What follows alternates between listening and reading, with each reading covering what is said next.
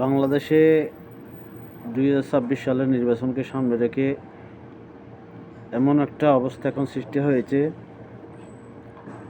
Interim পরবর্তী সরকারের মধ্যে জনগণ একটা মব সৃষ্টি করে বিভিন্ন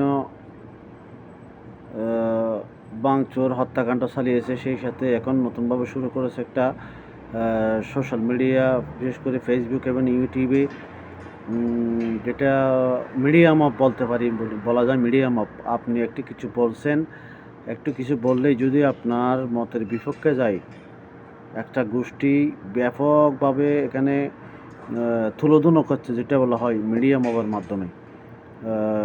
এটা খুবই একটা এখন অত্যন্ত খারাপ নাজুক অবস্থা চলতেছে। আপনি একটা কিছু বলছেন, যদি ওদের মতের ভিতরে যায়, আপনার 14 গোষ্ঠী ওরা উদ্ধার করবে। তো এগুলো আসলে খুবই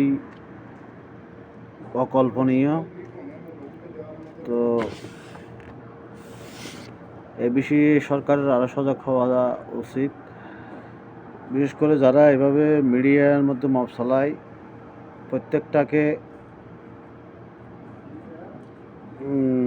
কি বলে, এটা ডিজিটাল আইনের আওতায় আনাই উচিত।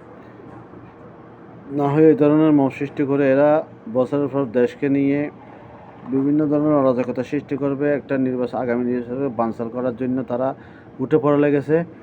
তো আমি মনে করি এটা সবাইকে সজাগ থাকতে হবে এবং তাদেরকে মিডিয়া মব যারা করতে চায় তাদেরকে উপযুক্ত জবাব দিতে হবে।